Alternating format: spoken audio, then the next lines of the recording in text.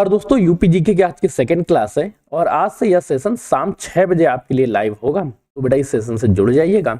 साथ ही साथ अगर आपको इसकी पीडीएफ चाहिए या क्विज चाहिए, प्रैक्टिस सेट्स लगाने की इच्छा है तो हमारे एप्लीकेशन द एग्जाम बडी को फॉलो अप कर लीजिएगा। वहां पे आप लोगों को इसके पीडीएफ नोट्स मिल जाएंगे, साथ ही साथ इसकी क्विज भी कराई जा रही है। तो सेशन को स्टार्ट करते हैं। सबसे पहला पॉइंट्स बेटा, आज हम लोग चर्चा कर रहे हैं उत्तर प्रदेश के भौतिक विन्यास और विभाजन के बारे में। उत्तर प्रदेश का physical structure and division. Last session में हम लोग चर्चा कर चुके हैं कि उत्तर प्रदेश की स्थिति क्या है, एरिया क्या है, उत्तर प्रदेश की ग्लोबल पोजीशन क्या है, क्लाइमेट किस तरह से है, उत्तर प्रदेश का राष्ट्रीय चिन्ह कौन सा है, उत्तर प्रदेश के राष्ट्रीय पशु कौन से हैं, साथ ही साथ उत्तर प्रदेश के आर्थिक संभाग क्या है, मतलब उत्तर प्रदेश का ओवरऑल स्ट्रक्चर हम लोग समझ चुके थे। आज हम लोग उत्तर प्रदेश का भौतिक स्ट्रक्चर या भौगोलिक स्ट्रक्चर के बारे में चर्चा करेंगे। अच्छा, सेशन को स्टार्ट करने से पहले हम आपके साथ थोड़ी सी बात करते हैं। अच्छा, अगर आप उत्तर प्रदेश को देखते हैं तो उत्तर प्रदेश के उत्तरी भाग में आपको विशाल हिमालय देखने को मिलता है। और वही उत्तर प्रदेश के दक्षिणी भाग की चर्चा करें तो मध्य प्रदेश के जो पठारी क्षेत्र हैं इनका पतन या इनका निम्न पॉइंट्स यहाँ देखने को मिलता है। ये पहाड़ तो मध्य प्रदेश में स्थित है, लेकिन इनका कुछ क्षेत्र उत्तर प्रदेश में भी देखने को मिलता है। ये उत्तर प्रदेश की टोटल स्ट्रक्चर है। इस साइड में बेटा, अब जब ऐसा क्षेत्र है तो अगर हिमालय से जो गंगा नदी बहेगी, ये नदी क्या पठार के अंदर या पर्वत के अंदर घुस पाएंगी? तो नदियों को बहाव किस तरह से होगा? नदियों का बहाव प्रारंभ होगा और ये समतल क्षेत्र की ओर निकलती जाएंगी। नदियों का बहाव हमेशा प्रारंभ होकर समतल क्षेत्र में निकलेंगी। इतना स्ट्रक्चर तो केवल और केवल आपको मैप समझ के ही पता चल गया होगा। उत्तर में हिमालय है, दक्षिण में भी पठार, ऊपर नीचे दोनों पठार हो गए, बीच का क्षेत्र थोड़ा सा निम्न है, जिस वजह से यहां से नदियां प्रवाहित होंगी, नदियां बहेंगी।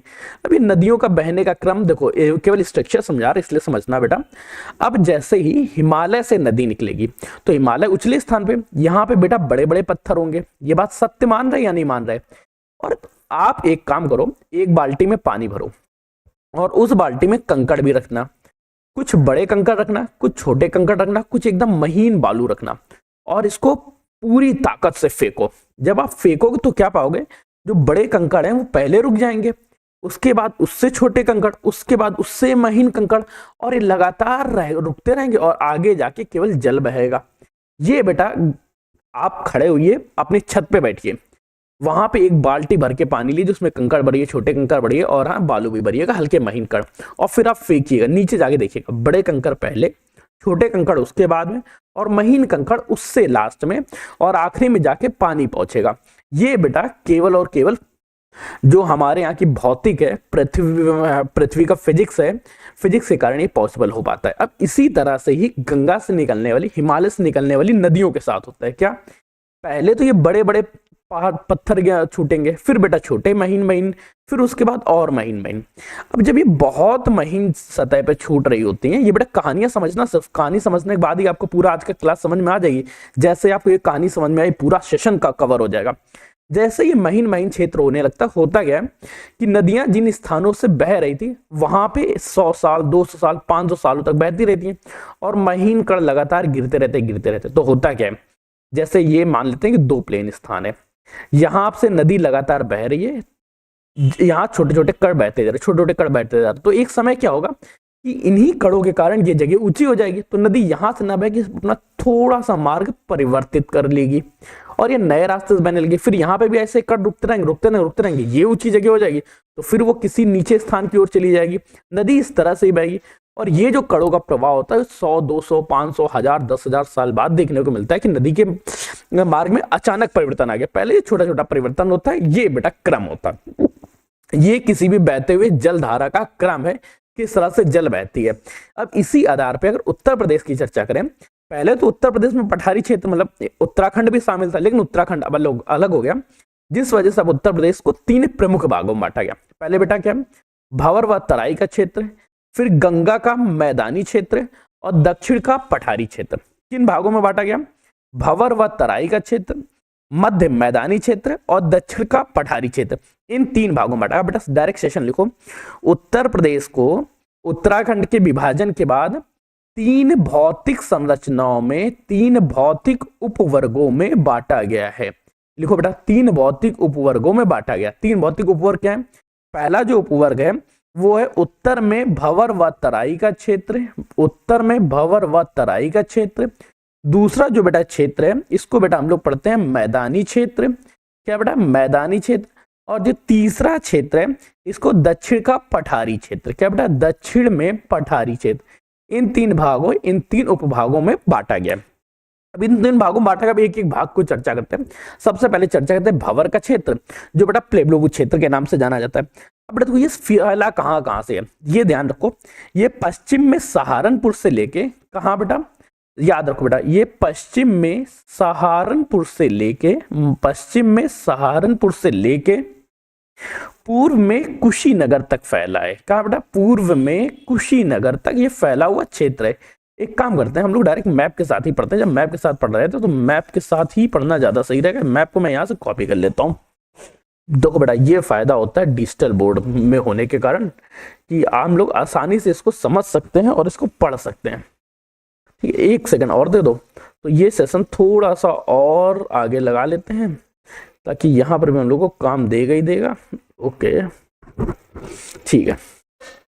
अब बेटा पहले हम लोग देख रहे हैं कि भंवर का क्षेत्र कहाँ से फैला हुआ है। भंवर का क्षेत्र बेटा क्या है? पूर्व में सहारनपुर से प्रारंभ होता है। पश्चिम की चर्चा करें तो पश्चिम में सहारनपुर से प्रारंभ होता है और पूर्व में लेके ये कुशीनगर तक फैला हुआ है। कहाँ तक बेटा? ये कुशीनगर तक फैला हुआ है। अब बेटा इस क्षेत्र की सबसे अच्छी खासियत क्या है? अभी हम लोगों ने क्या पढ़ा? अभी बेटा देखिए, इसी के जस्ट ऊपर आप उत्तराखंड देखोगे, यहाँ पे हिमालय था। हिमालय से जब पहाड़ तर निकलेंगे तो सबसे पहले क्या होंगे? यहाँ पे बड़े बड़े कण गिरे होंगे। क्या बेटा? यहाँ पे बड़े बड़े कण गिरे होंगे। इनके कणों का आकार बड़ा होगा। अर्थात क्या है? यह पॉइंट्स जो है यहाँ पे बेटा जो नदियां हैं वो अंतर्विलुप्त हो जाएंगे। क्यों होंगी? रीजन बेटा समझो।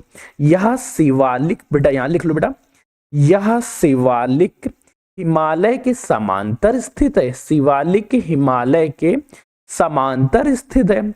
शिवालिक हिमालय के समांतर स्थित है। साथ ही साथ इस क्षेत्र में बड़े पत्थर, इस क्षेत्र में पाए जाने वाले पत्थरों का आकार वृहद होता है। साथ ही साथ अच्छा बेटा बताओ, जब बड़े बड़े पत्थर के टुकड़े हैं तो नदियां उसके नीचे से होके बहेंगी।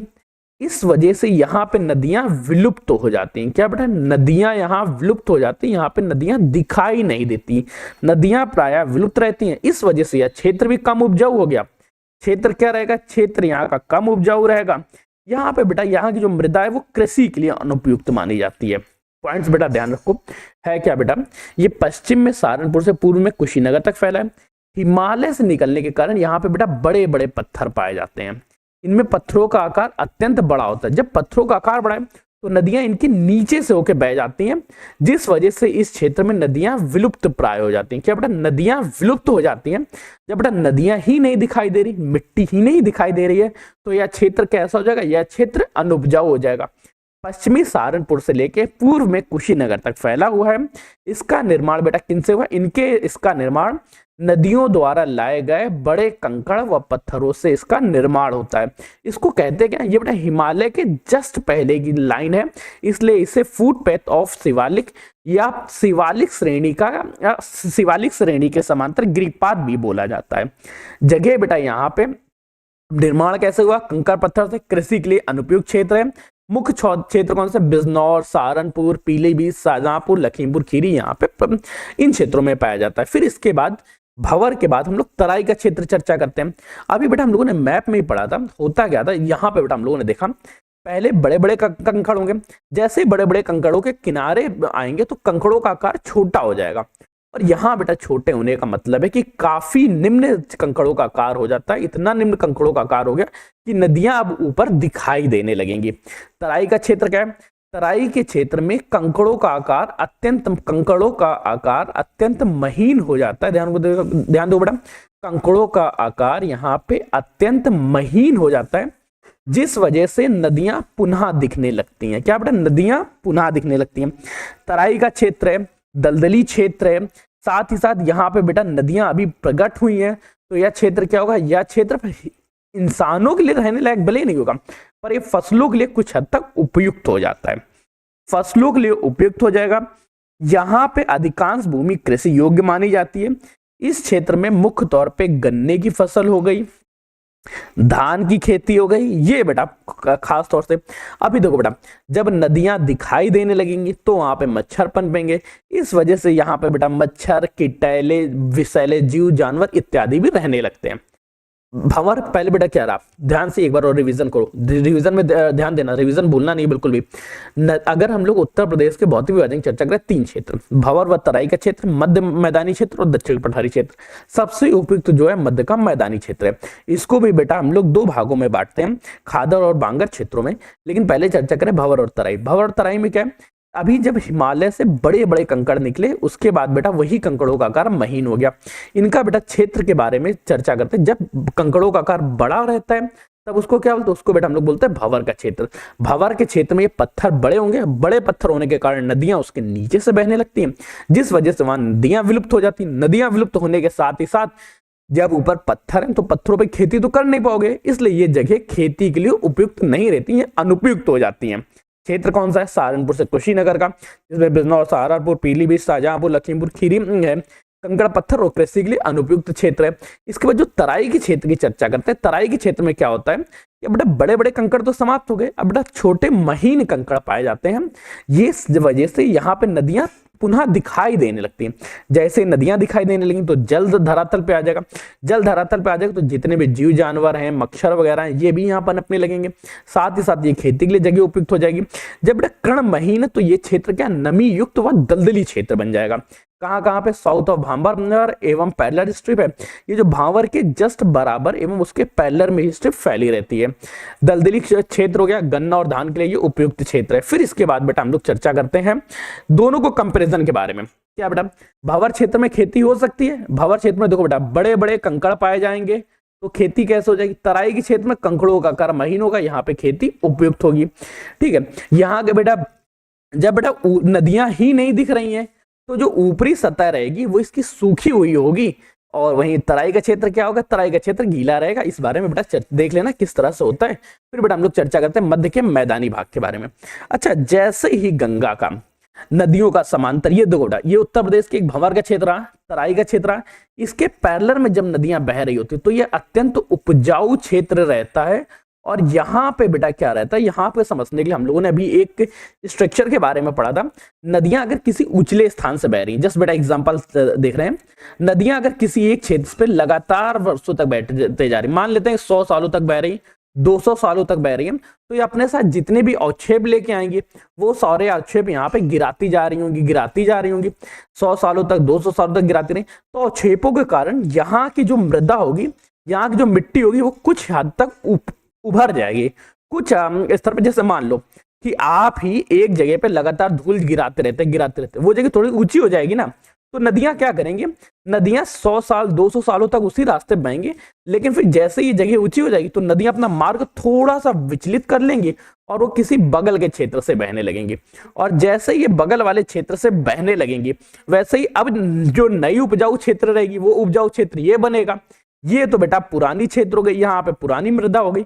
अब इसी तरह से यहाँ पे खादर और बांगर का निर्माण होगा कि खादर मृदा क्या है और बांगर मृदा क्या है। मतलब नदियों का बहाव लगातार जिस क्रम में जिस जगह से हो रहा है उसी आधार पे खादर और बांगर दोनों तरह की मृदा के बारे में चर्चा होती है। अब बेटा गंगा के मध्य उपजाऊ मैदान की चर्चा करते हैं तो यहाँ पे हम लोगों को इस क्षेत्र को समझना पड़ेगा। देखो पहले कह रहा, गंगा नदी का बहाव प्रारंभ हुआ और ये बहाव लगातार 100 साल या 200 सालों तक चलता रहा। गंगा नदी ने जो भी अपने अवक्षेप लाए वो एक पर्टिकुलर क्षेत्र पे गिराती रही। नदी जहां से भी बह के जाएगी अपने साथ लाए गए कणों को वहां पे गिराती जाएगी। अब गिराने की वजह से उसकी जगह का थोड़ा थोड़ा जगह उभरती जाएगी। अब इस बारे को थोड़ा सा डिटेल से समझते हैं।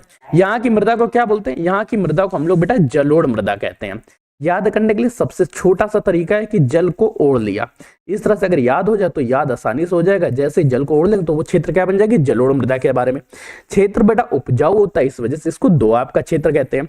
ये बेटा किसके लिए, चावल के लिए, खेती के लिए बहुत प्रसिद्ध है। अब इसको भी बेटा 2 भागों में बांट दिया गया, एक बेटा खादर और बांगर क्षेत्रों में। जो खादर क्षेत्र है, खादर और बांगर क्षेत्र में, खादर क्षेत्र को हम लोग बेटा नवीन जलोढ़ मृदा बोलते हैं। क्या बेटा, इसको और याद रखना, खादर क्षेत्र को हम लोग नवीन जलोढ़ मृदा और जो बांगर क्षेत्र है इसको हम लोग पुरानी जलोढ़ मृदा के नाम से जानेंगे। सिर्फ बेटा ये कहने के लिए नाम है, नाम कहने से याद हो जाएगी। खादर मृदा क्या है, नवीन जलोढ़, बांगर क्या है? पुरानी जलोढ़ मृदा। अब पुरानी और नवीन के बारे में तो डिफरेंस कंफर्म हो गया ना, कि नदियां जैसे ही पहले जिन क्षेत्रों से बह रही थी, लेकिन अब नदी ने अपना मार्ग परिवर्तित कर लिया है। नदियां पहले जहां से बह रही थी उन्हें बेटा पुरानी जलोढ़ कहते हैं, जहां पे नई बहने लगी उन्हें बेटा नवीन जलोढ़ कहेंगे। अब पुरानी जलोढ़ मृदा की क्या, देखो दोनों की उपजाऊ क्षमता की चर्चा करें तो दोनों अन्य मृदाओं की अपेक्षा में उपजाऊ हैं, परंतु जब दोनों में आपस में कंपेयर करेंगे, पुरानी जलोढ़ मृदा में पहले बाढ़ आया करती थी लेकिन अब नहीं आ रही है, अर्थात इसकी उपजाऊ क्षमता पहले तो अत्यधिक थी, अब धीरे धीरे इसकी उपजाऊ क्षमता में कमी आती जा रही है। नवीन जलोढ़ मृदा क्या है? जहां पे नदियां अब प्रवाहित हो रही हैं, जिस वजह से यहां पे वर्तमान समय में बाढ़ का पानी आता है, इस वजह से वर्तमान समय में उपजाऊ हैं। ठीक है, पॉइंट्स बेटा ध्यान रखना। खादर मृदा क्या है? नदी के पास का क्षेत्र है जहां पे बाढ़ प्रतिवर्ष आती रहती है, और हर वर्ष बाढ़ आने के कारण यह क्षेत्र नवीन मृदा के नवीन अवक्षेपों के कारण ये अत्यंत उपजाऊ होती है। पुरानी जलोढ़ में यहाँ 100-200 साल पहले बाढ़ आती थी, अब बाढ़ नहीं आती है, अब नदियां यहां से नहीं प्रवाहित होती, इसलिए इनका उपजाऊ क्षमता लगातार ह्रास होता जा रहा है। ये बेटा दोनों पॉइंट्स याद रखना। अब चर्चा करते हैं दक्षिण के पठारी भाग के बारे में। अच्छा, जो दक्षिण का पठारी भाग है इसे हम बुंदेलखंड का पठार के नाम से जानते हैं। है क्या बेटा? ये मध्य प्रदेश में जो बुंदेलखंड के पठार है इसका निचला क्षेत्र है।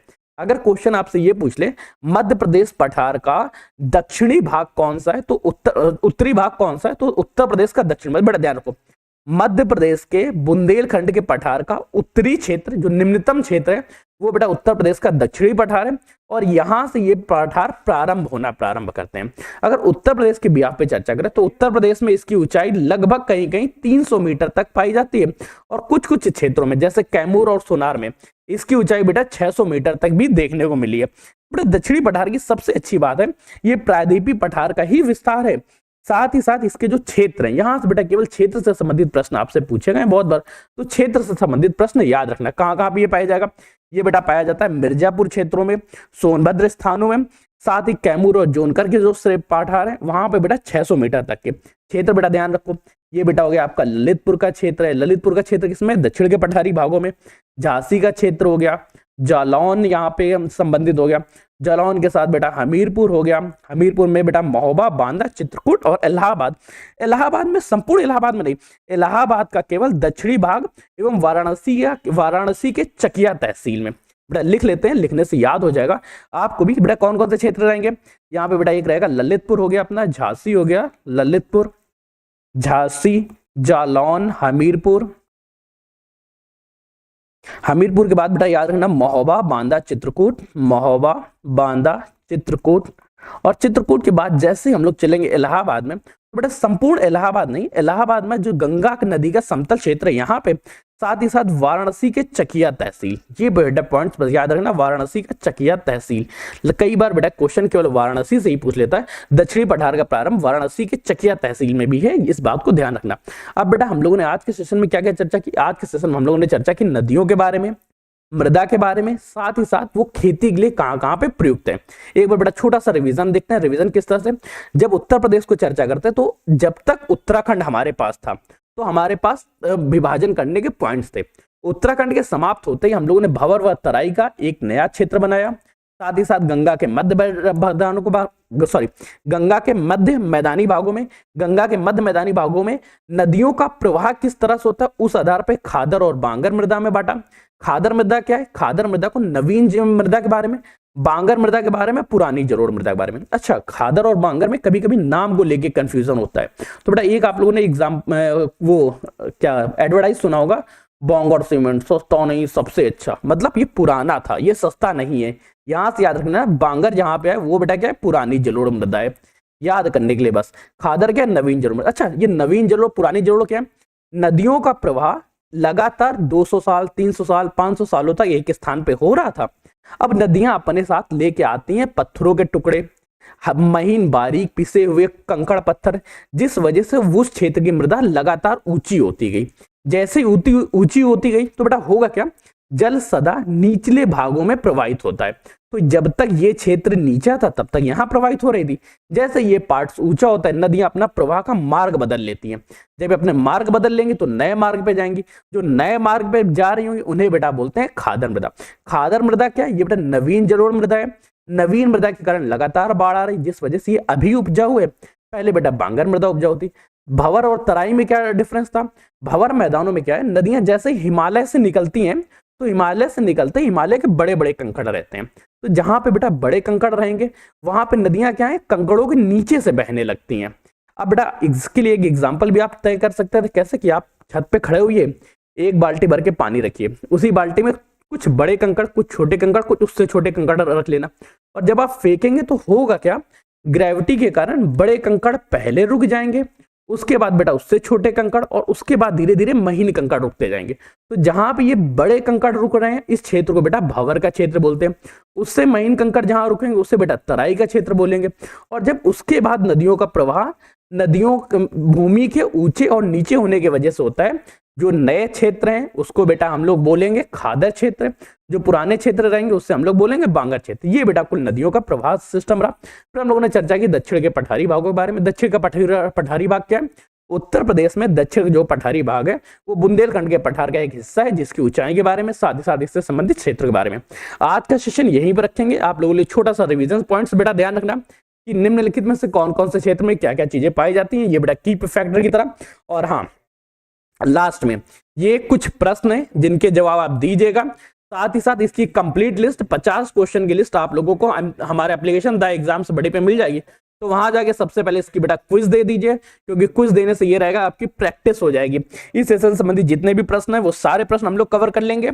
और फिर क्या करते हैं, पीडीएफ नोट्स चाहिए तो एप्लीकेशन जिंदाबाद। तब तक के लिए मिलते हैं इस सेशन में, तब तक के लिए कीप स्टडी, कीप स्माइलिंग, पढ़ते रहिए, मुस्कुराते रहिए। पढ़ाई मुस्कुराहट एक साथ अच्छी लगती है, अकेले में दोनों ही अधूरे हैं। तब तक के लिए धन्यवाद दोस्तों।